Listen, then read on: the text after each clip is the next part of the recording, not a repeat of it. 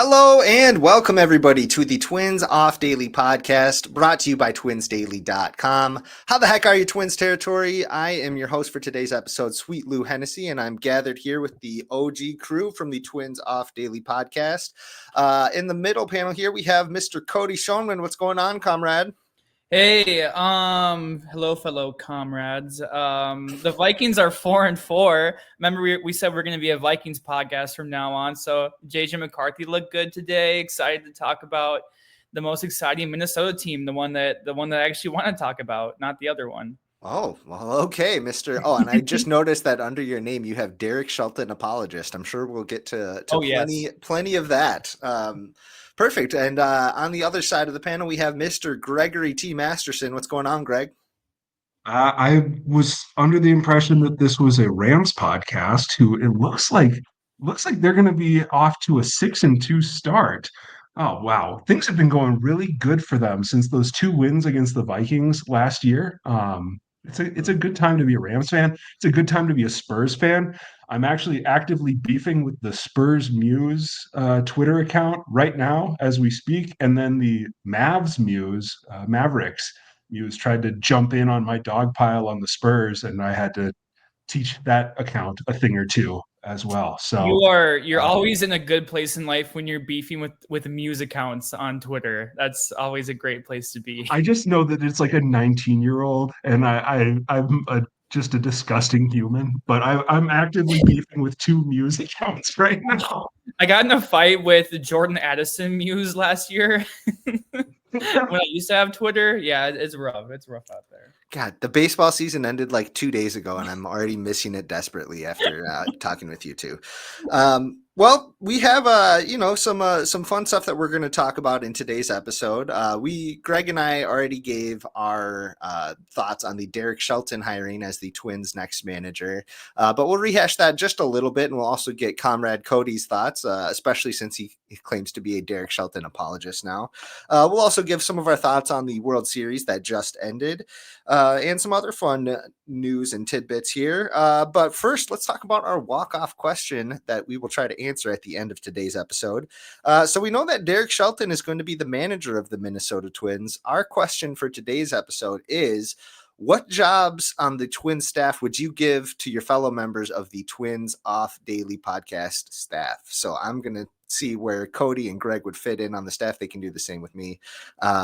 We'll have some fun with it, but let us know what you think. You can go ahead and comment on this video or shoot us a line on Twitter, on Blue Sky. Send us a carrier pigeon, whatever you're thinking. We always love to get your thoughts too. But for right now, why don't we boogie on down and we'll talk about our big inning topic, which is going to be Derek Shelton. But since we're hot on the heels of the Los Angeles Dodgers winning the World Series this year, I think that we should maybe just do a little ode to some of, we should give the proper kudos, I should say, to Brock Stewart winning a ring with the Los Angeles Dodgers. Not only that, Ben Rortvedt winning a ring with the Los Angeles Dodgers. Not only that, Jose Urena winning a ring with the Los Angeles Dodgers. He would have gotten one either way because he pitched a game or two with the Blue Jays, if I'm not mistaken. And of course, James Outman, even though he's on the Twins, he's still going to get a ring for being part of the Los Angeles Dodgers in this year. Don't forget Noah Davis. Oh, how could anybody forget Noah Davis? Unbelievable. Justice for Noah Davis. Congratulations on your ring. We'll see if you can pawn it off somewhere. You might need the cash. Anyway, Cody, Greg, any thoughts on the World Series? It was thrilling. I'm not just saying that as somebody who is a casual Los Angeles Dodgers fan. It was a fun series. We had one game that went 18 innings. We had a game 7 that went to extra innings. Like, that is a ton of fun. What did you guys think? Well, first off, I'm actually angry that Alan Roden didn't get his World Series ring. I was hoping that Alan Roden was going to get his, but he didn't. Also, just like with this series, I mean, maybe recency bias, but Game 7 was crazy. Like, Game 7 was like probably like the most adrenaline maybe I felt like non-Twins game maybe ever watching baseball. It was absolutely insane. Wow. Especially like, was it the 10th or the 9th when Ernie Clement was up and he drove that ball to deep left field and then Pages ran into Kike Hernandez? Like, that was like That was crazy. That was insane. I was like, oh my gosh, he used to walk off, maybe double, like Gene Larkin fashion, like over the left fielder's head. And then I was like, oh wait, there's Andy Paez, like the guy who has not hit this whole entire series, but and just came in the game. Just subbed in. Yes.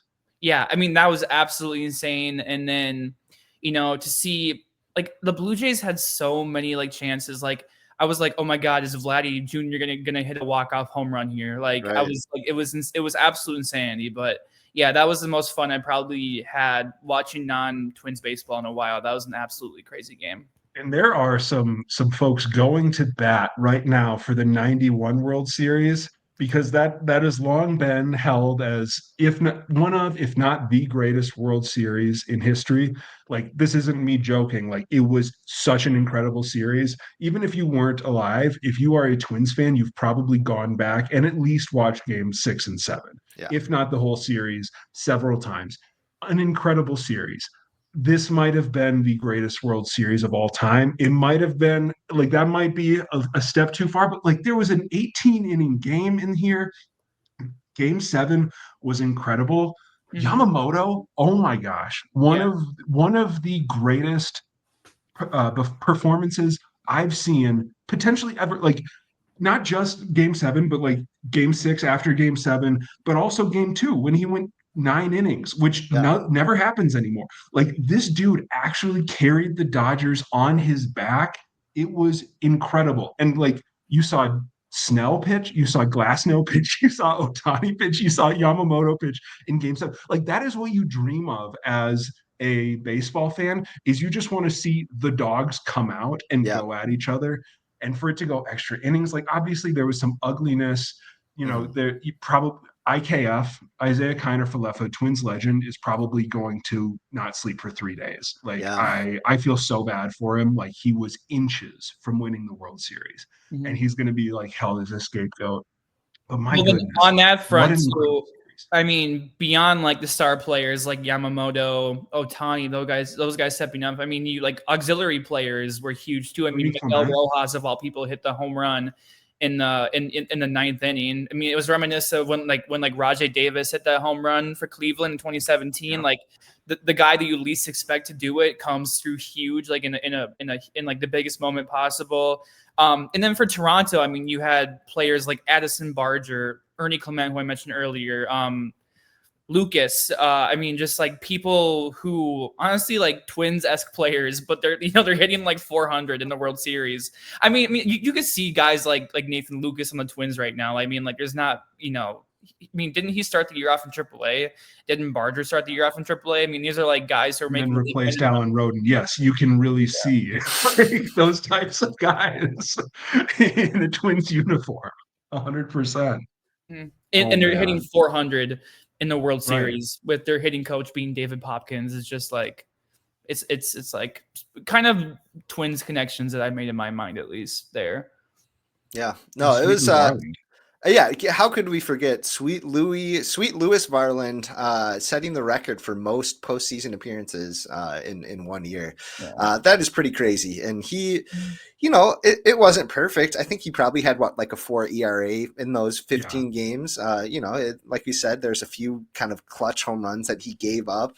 But for the most part, I think his leverage index was pretty good because he, for the most part, got the job done, especially in the World Series. I don't even know did he give up an earned run in the World Series? I can't think. I know that a lot of those came early on in the Seattle Mariners series and before then. Anyway, good for Sweet Lou Varland. Unfortunately, does not get the ring, but he got to step up on the national stage, and I think that he's going to be a name for folks to watch league wide for a while now. Greg, do we need to keep talking about the Louis Varland trade? Do you think? Yeah. Very soon and very soon. Twins Daily, if I have my way, will be getting the "Please stop talking about the Louis Varland trade" article that I've been kicking around. Like, every time that I like have the energy to write it, it's probably not at the right time. Like, I don't want to like publish it right after Louis Varland has a blow up. That's hackish. Sure. Like, I had intended on submitting it last night.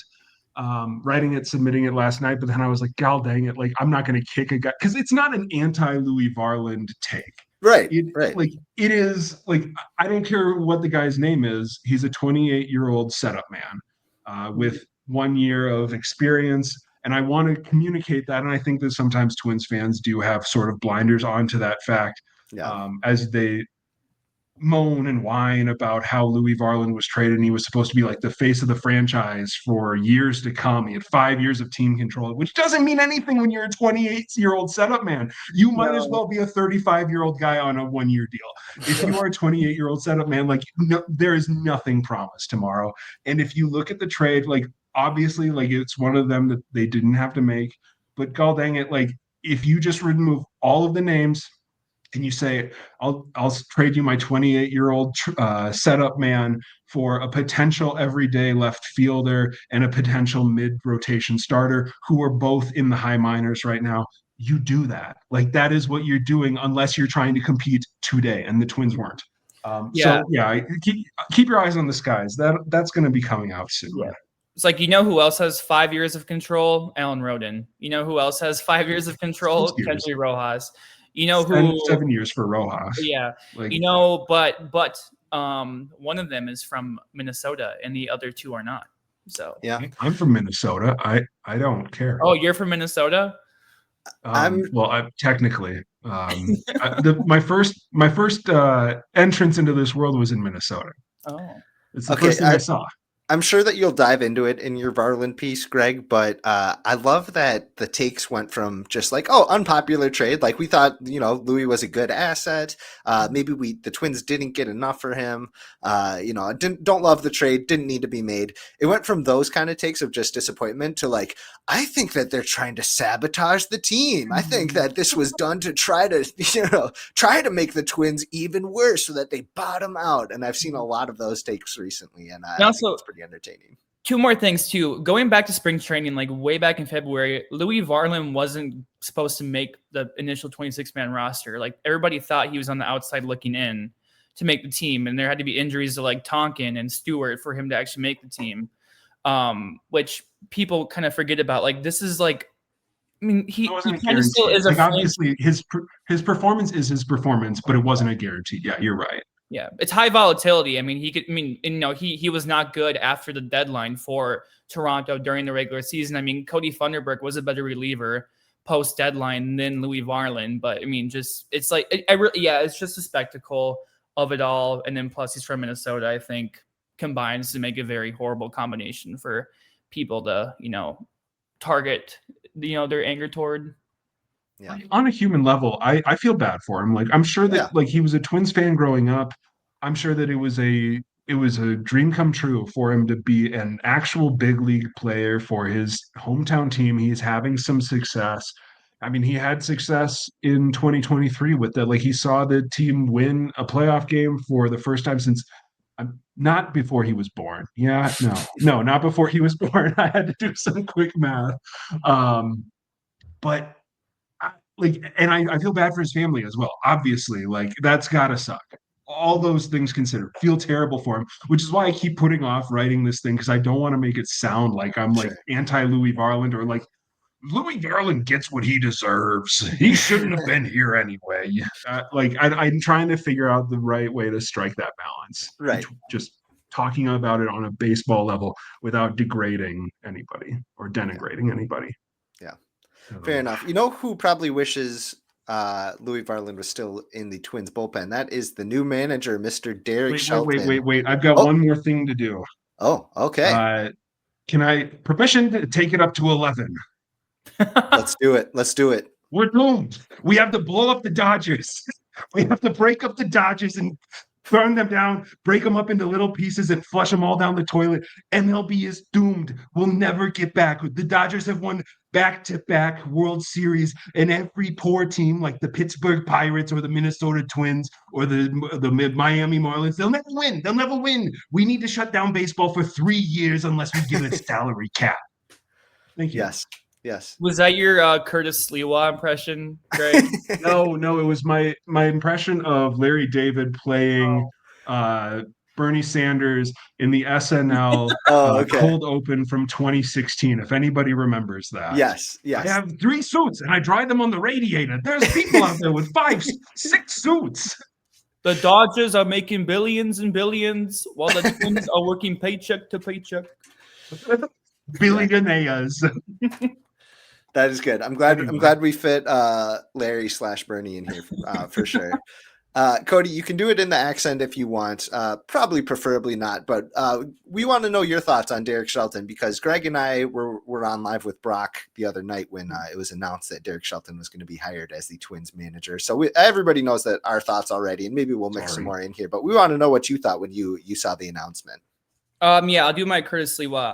As you know, I was stabbed in a taxi cab in 1992 by Derek Shelton's father. No, I'm just kidding. Okay, so below it says Derek Shelton apologist. That's really not actually true. So at the beginning, I absolutely hated the decision. I put a expletive in the Slack. I was quite upset with the decision. But I've come around to it, I think, as much as I could. It's still very uninspiring, but I don't think it is a F hire. It's not a hire either, obviously. I mean, I don't think anybody on the final 4 candidates, whether it was Flaherty, Service, Rosen, none of them were going to be a hire. Maybe Flaherty, but that's kind of, subjective. But my cat is behind me. And then but no, I think it's more of a C hire, and the reason behind that is because I think the front office still deserves the benefit of the doubt for at least one more season. I know many people have soured on Derek Falvey, Jeremy Zoll, and the whole collective, and reasonably so. I mean, the last 2 years or season in 2 months have been miserable for reasons we don't have to get into right now. But I still think the Twins have, sound processes. I think they have, a respectable, development program, especially for pitching too. We'll get into, staff members later, but I think the Twins are in a really good spot right now, pitching wise, with their rotation. Obviously the bullpen needs to get fixed, but I'm not totally against bringing in somebody who's like Rocco Baldelli.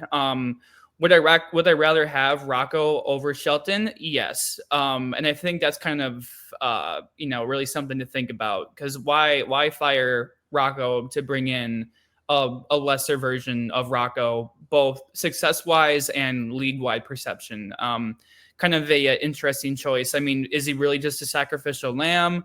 Like, do you just get rid of him because somebody needs to go? But at the same time, like, ownership seems so passive, where like you probably could have kept Rocco, and especially since he's on one more year on his contract, and I don't really think there would have been much fuss about it, from the upper levels of the organization. So, it's very uninspiring. He was 4th of 4, of the finalists. I would have preferred Rosen, Flaherty, and Service over him. But I mean, overall, it's not a horrible hire. It's not like bottom of the barrel. I'm not mad about it. It just seems complacent. But again, I think this front office deserves one more season of, goodwill. If it goes poorly, you set that goodwill on fire and you need to move on in many ways. But I think Shelton at least deserves, some optimism to begin the year. I'm kind of curious, I think I've heard that from a lot of people, the uninspiring hire because, his familiarity or their familiarity with him, maybe.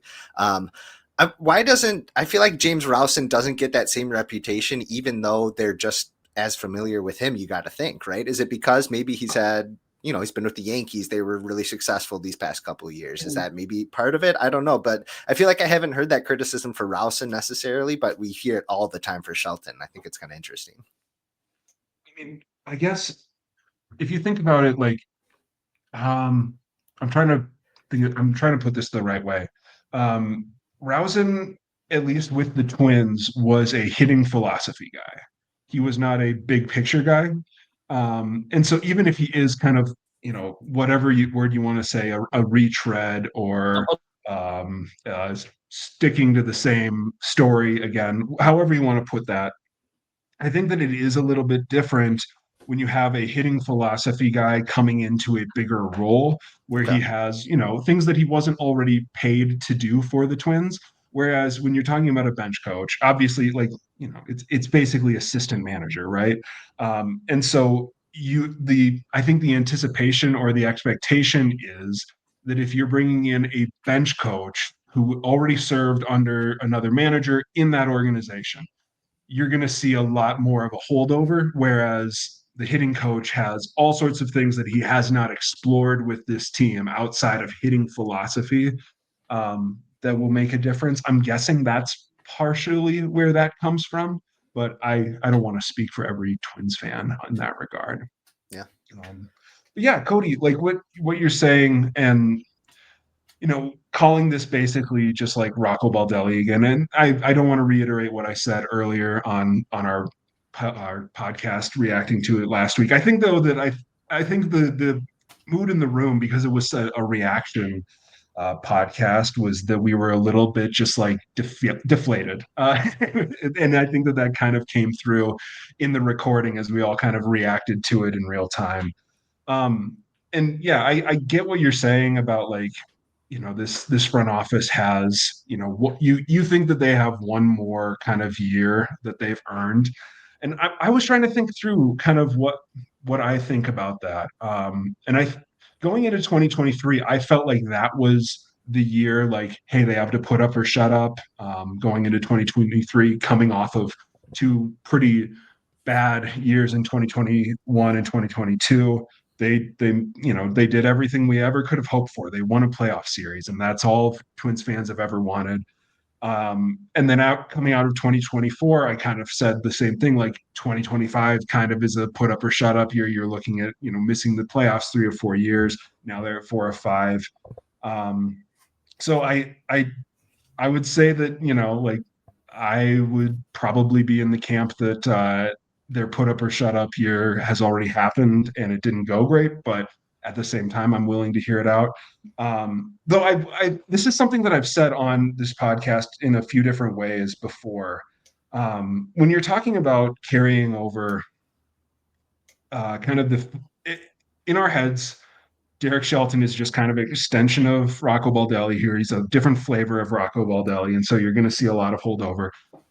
Honestly, like, whether or not you agree with the front office philosophically, methodologically, whatever, isn't that kind of what you want them to do? Like, to go with people who are ideologically aligned. If they've come to a philosophy, you want them to fill their organization with people who agree with that philosophy, or else you're just cutting yourself off at the knees, even if it's a bad philosophy.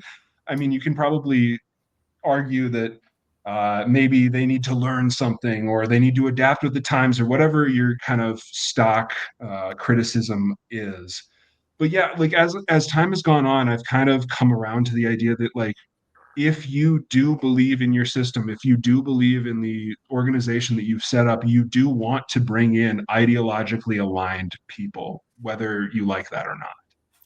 Yeah, I wouldn't have minded having a veteran manager coming and bringing something new to the table, but I'm more interested in what the Twins are bringing to the table. You know what I mean? Like, I think that's going to be way more telling in the success of the team and the fan interest in the team, of course. So, like I said on the last podcast, I'm not sure what an inspiring choice for a manager would have been. I'm not sure if there's anybody that would have been like, oh yeah, that was great. You know what I mean? Like, Yeah. I've seen the name Joe Madden thrown around. The Los Angeles Angels were in a very similar position when they hired Joe Madden, and that went very poorly. And he's like 78 years old now. It's I don't see him coming back. And even if he did, I think that's just shaking things up just to shake things up. Mm-hmm. So, like I said, I don't know who an inspiring choice would have been. I'm excited to hear what Derek Shelton and Derek Falvey and Jeremy Zoll have to say at the press conference on Tuesday. We got some real juicy questions from Twins Daily readers wanting me to ask at this press conference. It's mostly What's the funniest one you got? Oh man, there's some juicy ones. They're all like, "How dare you? How stupid are you to take this job?" It's like, yeah, I'm gonna raise my hand and ask that. Yeah, no, but. Cody, I can't tell if you're frozen or just unenthused here. You've been kind of stuck on my screen for a hot minute. Oh yeah, is frozen and kind of sad. Uh-oh. Little choppy. Can't understand you, but maybe the cat's just got your tongue as you try to come up with some questions that you want Derek Shelton to answer at this press conference. I don't know, Gregg, were there any questions that you want me to ask when I'm going to be there on Tuesday? I mean, yeah, or I don't know. I guess the only question, and I'm sure that it's going to get asked, is like, is the style of managing that we saw kind of down the stretch where there was a little bit more run and gun, a little bit more small ball, whatever. Is that going to continue into next year? Is that something that you are on board with, or sorry, it's my cat's feeding time, and they get noisy around that time. And we just lost Cody. We But got yeah, him. I'm curious to see if that is kind of the plan going forward, if that's something he's on board with, or if that was just like an experiment, like the 4 inning every 4 day starts in the minor leagues. Yeah, that'll be interesting for sure. I'm trying to think of some of the like actual serious questions that people did want to know. I think part of the one of the questions that intrigued me the most was like, how do you see the league changing over the next couple of years, and how would you describe yourself as a leader that can kind of weather those changes? I think that's an important. I think that'd be a valid question to ask. So we'll see if somebody brings that up. Cody, while you were out there, we were talking about, are there any questions that you want me to ask Derek Shelton at this press conference on Tuesday? Because we've gotten some juicy ones from the readers. Gosh, I think anything I could think of off the top of my head right now has probably already been asked, or probably will be asked at some point. Yeah, no, I can't think of anything original. That's all right. That's all right. No worries. Yeah. How about this? Have there been any names floated out there that you guys would be intrigued to get on the bench, as a bench coach or a pitching coach or anybody like that? Or is there any holdovers from Rocco's staff that you guys are really hoping, stick around for a while? Personally, I think a lot of people are like, well, they're just going to keep the whole staff. I don't see that happening. Maybe a couple stick around, but I think that we're going to get almost a clean sweep, honestly. I ran this poll on Twitter. So there are, excluding bullpen catchers, there are 11 coaches on the staff underneath the manager right now. If you were to guess, what like number would you say will be turned over? I think the over under should be at like 2.5. 2.5. Okay, so that's not like major, that's I don't know. I feel like consensus among Twins fans right now is that Jace Tingler is out. Yeah. And I don't think anybody's weeping any tears about that. So. Like I don't even know why. Like, what do we know? But like for some reason, like that's just like, yeah, Tingler's obviously gonna go. It's like, what do you know about Tingler? Absolutely nothing, except like his Padres team like 5 years ago did not finish the season well. Right. Like I don't exactly know what the beef with Tingler is, but everybody is very convinced that he's gone.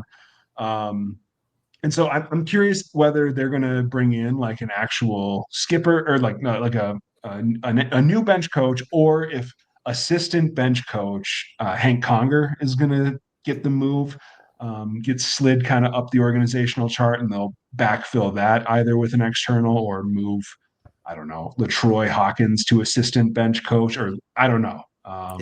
But that's the one that I feel like everybody is on board. Yeah, Tingler's going to be gone for sure. I don't exactly know how we got there, but that's kind of the consensus that I've seen. Sure. Yeah. No, I agree. I mean, I was thinking about it, and then I was like, I'd be fine with Hank Conger staying. Oh, I'd be fine with Tommy Watkins staying. I'd be fine with Ramon Borrego staying. I'd be fine with these guys staying. And I'm like, wait, no, I'm kind of falling. Like, we can't just, load the coaching staff minus Baldelli. So I think there should be a clean sweep. I think there would be value in having just like a complete overhaul like with everybody gone. Is that what you're saying? Yes. I think everybody, especially the hitting staff, should be overhauled. Except I think Pete Mackey deserves to stay as pitching coach, and I think there probably would be mutual interest. I know Shelton. I know Mackey wasn't on the staff when Shelton was in Minnesota. and he took over as the full-time pitching coach when Wes Johnson left in 2022. But I mean, Mackey's well respected around the league. I mean, Minnesota, since he took over, I wrote an article for Twins Daily recently. So he took over on July 1st, 2022. Minnesota has had the third best pitching staff in the AL since he took over. If you look at like wins above replacement F at Fangraphs, but also they've had like third best FIP, third best expected ERA, like top of like innings pitched too in the AL. So I mean, Mackey's constructed and consistently developed like a very good pitching staff, and you still have a lot of the arms still here. I mean, you have Pablo Lopez, you have Joe Ryan. Hopefully they stay. We think we're going to stay. They're going to stay right now. I mean, Bailey Ober, I think there's reason to, believe that he could bounce back next year. I think he deserves the benefit of the doubt. I'm pretty high on Simeon Woods Richardson, and I think Taj Bradley could be pretty good next year too. So, I mean, you have a good rotation right there with 5 pitchers. It could be toward the top of the AL again, and I think Pete Mackey deserves to be in charge of that again if he wants to be. I mean, I've seen like Jeremy Hefner get flown around since he was let go of the Mets because he has ties to Minnesota too. So, I mean, everybody's, connecting dots to people who used to be with Minnesota who can come back with Shelton. But I mean, I think if there's one person who deserves to stay, it would be Mackey. I think that's justified. But I mean, I think you could keep Conger, you could keep Borrego too. I mean, first base coach is pretty inconsequential, but I mean, I think you need to for sure overhaul the hitting staff again in the 3rd season in a row. There are 2 thoughts. Yeah, go ahead, Greg. Go ahead, Lou. So there are 2 things that I would love to see happen that I don't think are very likely. I would love to see if James Rowson would stick around as the bench coach. I don't know whether he would want to leave the Yankees for a bench coach role with the Twins. He might decide, I'm going to stick with the Yankees with Aaron Judge. A bench coach in Miami. Is that what because that's what he left the Twins to do, or like it was like a hybrid, like assistant bench coach and hitting coordinator. Coordinator. Like John Mattingly when he was a manager. Yeah. Okay. So that would be cool to see him as a bench coach. Maybe they really appreciate it. Like who knows what their interview process was like, and how it sounds like maybe Rowson was kind of the runner up to Shelton in this race. Maybe he would be interested because you know what, if he is going to be a bench coach, this might be a pretty soft spot that the manager could be gone at some point in the next couple of years if things go south. You know what I mean? So like this could be an opening for him. Another thing that I don't necessarily see as likely happening is Toby Gardenhire coming up and being the 3rd base coach. I believe that with the St. Paul Saints, he's their manager, but he was also acting 3rd base coach for the games. Really? I did not know that. The last time the Twins won the World Series in 1991, they had a Gardenhire waving him home at 3rd base. Maybe that's just exactly what the doctor ordered, getting Toby Gardenhire in as the 3rd base coach. And you know what? He had a good relationship with a lot of these players that, played really well at the AAA level, but then when they came up to the big leagues, could not transfer over. And I'm not saying that's the manager's job solely, or that, Toby should be credited with all the success they had at AAA, but we've seen before that they like to have, a voice that when things were working with somebody. That's how Ramon Borrego kind of got this job at the big league level, is that he created these good relationships at the minor league level. So who knows? Maybe Toby finds his way back up to the coaching box at 3rd base there. Could be, if the Twins add Ron Gardenhire's son, could they recapture the magic of the 2004 Piranhas season? Ooh. Many people are asking, could Brooks Lee turn himself from a slow, limp, slappy, let's say just a slappy hitting middle infielder into a little bit speedier slap hitting middle infielder who's just really annoying.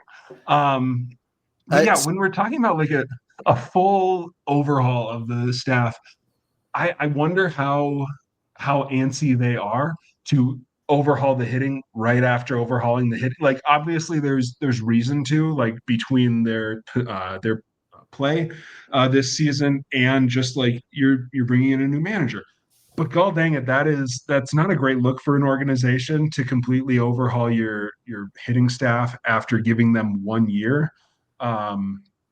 And so, yeah, I'm curious about that.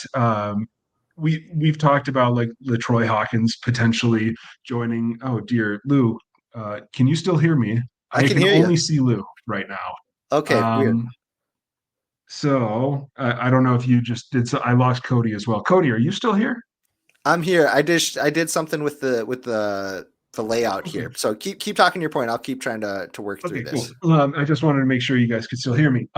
So like if like LaTroy Hawkins gets added as a pitching staff or whatever, um, that's probably like an assistant pitching coach position, and their current assistant pitching coach, Colby Suggs, is a former front office member. And so like I wonder what the process for that is. Like you've got somebody in the front office, you move over to the oh dear, there's nothing on my screen. Can you guys still hear me? Oh no. Hello? Hello? Uh Lou? Hello? Hello?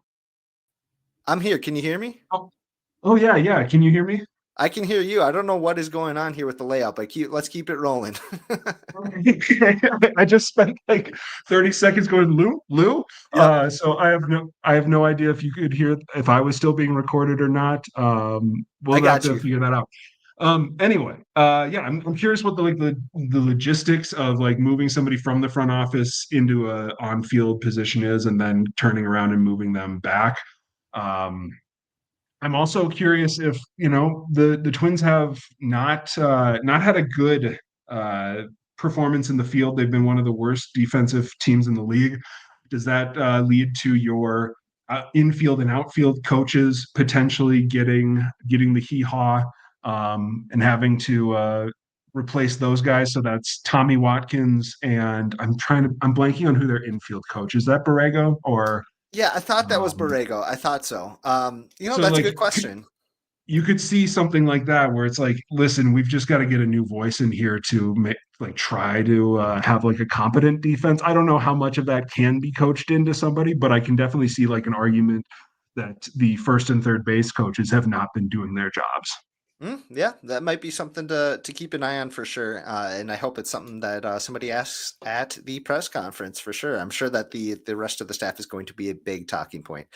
Cody had to dip out during that was not just part of our technical difficulties that we were dealing with there. He actually had to leave here, but we will be glad to hear his thoughts later on. But for right now, everybody, it is time for everybody's favorite segment, and that is Mr. Gregory's Gripes. If I can find the music, that is Gregory's Gripes.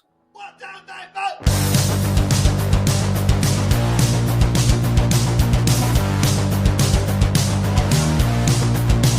Oh, one extra. Okay, thank you for dealing with the technical issues here, everybody. It is time for Gregory's Gripes. He always has something grinding his gears. This is his chance to get it off his chest. Greg, what do you got grinding you today?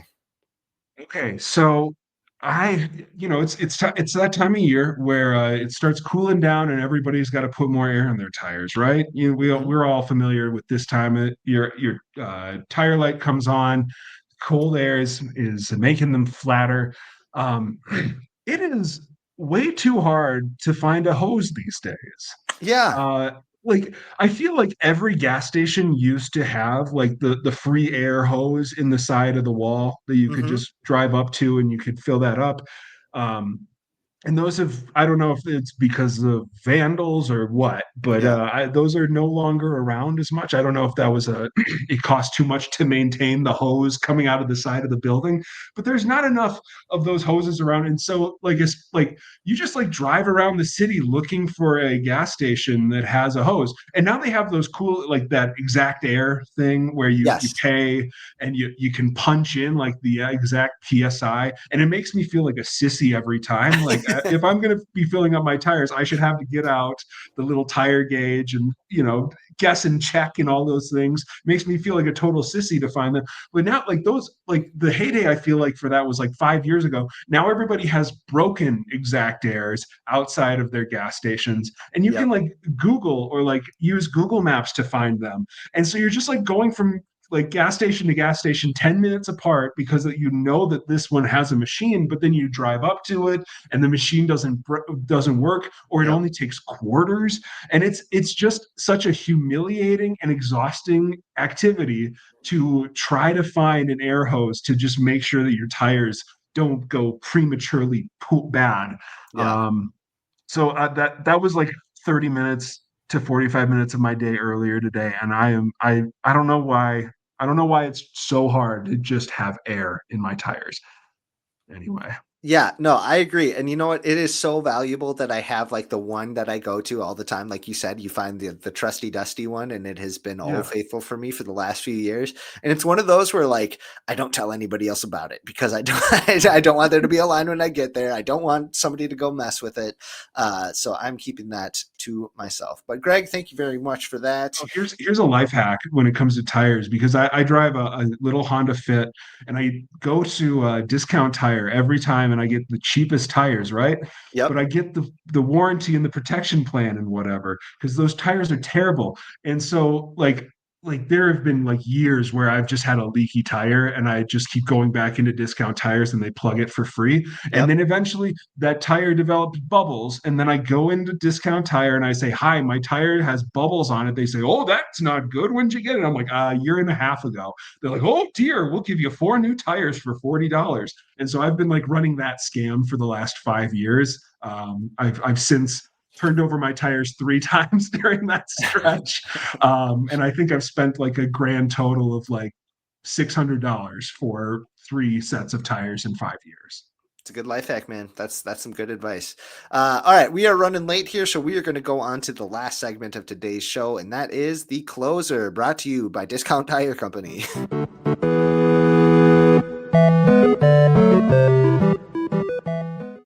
Okay, so since it is just me and Gregg for this edition of the closer, we are going to play a special edition of 20 questions. I have somebody pulled up here, a former twin, that Gregg has 20 questions to try to guess who I am thinking of.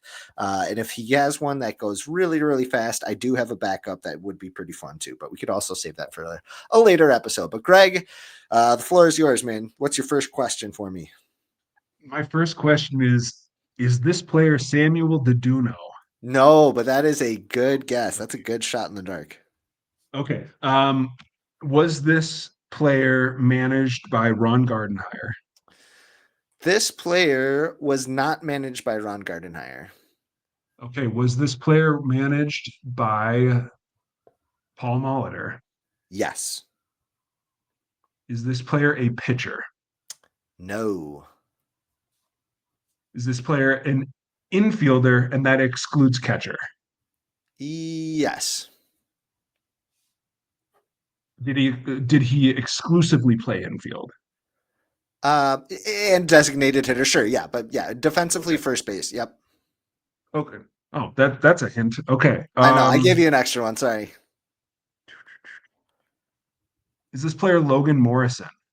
No, he No, played outfield. He played outfield. it is not Okay. Lomo. Is The this first player Kenny 99. Vargas? What Kenny Vargas. No, it is not Kenny Vargas, but I wonder what he's up to these days. is is this player Kendry Morales? It is not Kendry Morales, but that was one of the oddest twin signings in 2015. Remember that? Like Is midway this through the year? Yeah. Chris Colabello. This is not Chris Colabello. Okay, not managed by Ron Gardenhire. Managed by DH first base. Is this player right-handed? This player right-handed. Yep. Is this Chris Parmalee? No, it is not Chris Parmalee. I feel like I'm circling like, oh man. Um, Was this player on the 2015 Twins? No. What? How many guesses am I at? 12? That was your 12th question. Yep. Okay. Um, oh man. Did this player only play for 1 year with the Twins? With the Twins, yes, only 1 year. Only 1 year with the Twins. Oh man. Not Chris Colabello, not Chris Parmalee, not Ryan Domit because he DH first base. Managed by Paul Molitor. Molly was what, 15, 16, 17, 18? Yes. Yes. Yep. Those 4 years. That's a And question. it's not. 14. Oh, no, no, dang it. 18, 17, 18. Who was on that 2018 team? I'll give you a hint. Okay. Um, This he only played first base, like as a defensive position. He in the only field. played first base. Yes. That's your 15th Oh, question. man. Was he on the team for the full season? Not at the big league level, but he was in the organization for 1 full year. Yes. Was he in his 20s as a Twin? Yes. Okay. Well, 2018. I feel like this is a 2018 Twin, but I know that can't be right because Logan Morrison and Joe Mauer were manning first base basically all year that year. First base only DH. 2017. Joe Mauer was the first baseman. Who was DHing that year? It wasn't 2015. It was in 2016. All right. I'll give 2015. you. No. Can I give you Yeah. a hint? I'm going to give you a Sure. hint. This player was still playing in affiliate or in professional baseball this year. This year. In professional ball. Oh man. I feel like the listeners are screaming at their television right now. Yeah. Still playing in affiliated ball this year, so he's got to be old. Wait, affiliated ball. Like you're saying like he is in a big league system but not necessarily in the major leagues. Is that what you're trying to imply? He is playing professional baseball in some place on the planet. That's different than affiliated ball. I didn't say affiliated ball. I said professional ball. No, you said affiliated baseball. Oh man. Check the tape, producer Lenny. Check the tape. Oh man. So this is so tip of the tongue. This is so tip of the tongue. Oh no. Oh no. Oh, jeepers. I've All got right. this guy. Oh, I know that I just read a stat about him very recently. What is this guy's? I give up. What is it? The player I'm thinking of is Byung-Ho Park. Dang it. He was with the Twins Oh, in 2016. I believe he was in the organization in 2017, but like didn't make it back up. But yeah. he was with the club in 2016. He was their, I think at the time, he was their biggest international free agent that they had ever signed. He was 29 years old, 215 at bats, 12 home runs, a 684 OPS. That's Byung Ho, embarrassing. he's a legend in South Korea, man. He was still playing with Yeah. them with the Kaiwum Heroes and with the the Samsung Hawks, I believe they're called. Yeah, really cool. I would love to see the Twins dabble in the international market a little more. This is going to be a pretty fun one for corner infielders with some pop in their bat. There's a couple from Japan that look really exciting, and I hope that they dabble in those a little more. But I don't think they will because I think those two free agents are going to cost a pretty penny. Okay, well, real quick about here. that, like that pretty penny is generally money saved. Like that's the crazy thing about it is like guys who are coming over from especially East Asia, like they get good money, but they're generally pretty undervalued. Which like if the Twins were in a mood, if they felt like spending some money, like that is exactly what you would want them to be doing, is taking a chance on one of those guys. But Yeah. unfortunately, one They're of those still, two guys I'm talking probably is not. about I'm talking about Akamoto and Murakami. Yeah. They're two of the top free Yeah. agents from the Nippon Professional Baseball League in Japan.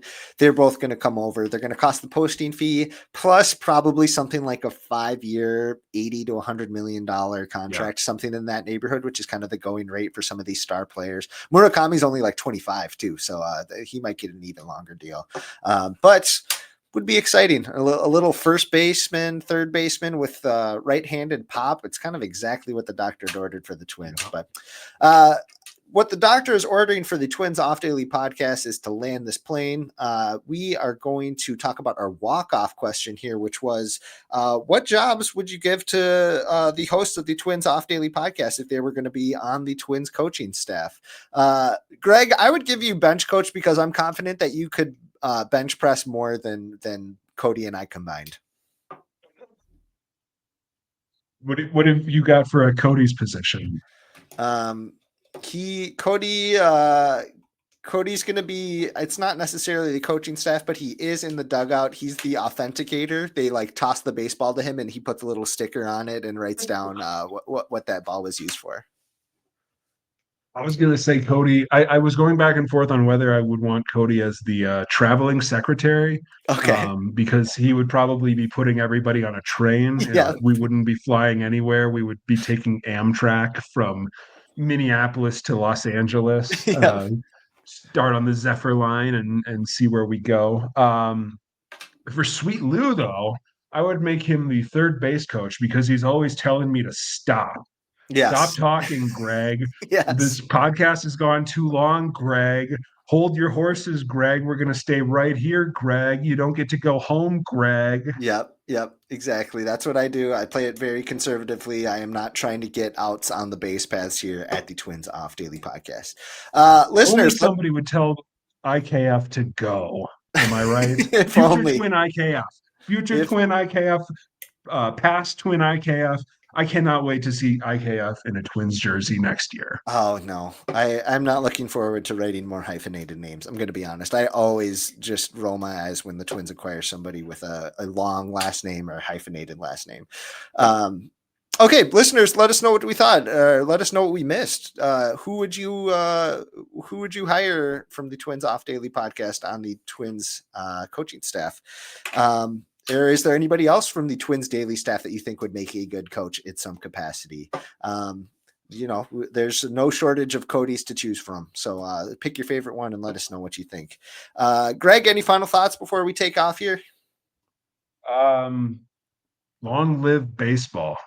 Long live baseball. It was a beautiful season. It was a beautiful playoffs. Like the jokes, launch them off about how their baseball is ruined, but God dang it, it was a good season. I'm very sad that the Twins could not have been part of this very good, very fun season. I'm going to miss baseball, but I'm excited to talk Twins off season all winter long. Yeah. Look, it was an ugly Twin season, no doubt about it. It was a slog. It was terrible, and I'm going to miss every second of it over the next 4 months here. So what's the drill tweet? The sound of the crowd, the smell of the grass. These are the things that piss baseball fans off the most.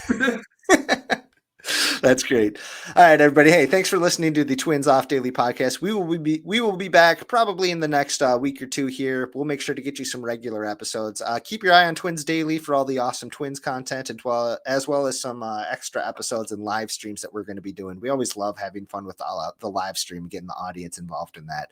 We'd love to have you be a part of it. Who tuned in for the live stream over the week last week when we jumped on to talk about the managerial hire. That was very fun. We got a lot of people in there yelling at us in the chat. Yeah, that was fun. So please join us for the next ones. I'm sure that we'll do one as the winter meetings approach and as the off season kicks into high gear. So please join us for that. We'd love to have you. But on behalf of Gregg and Comrade Cody, I am Sweet Lou Hennessy saying, stay sweet, everybody.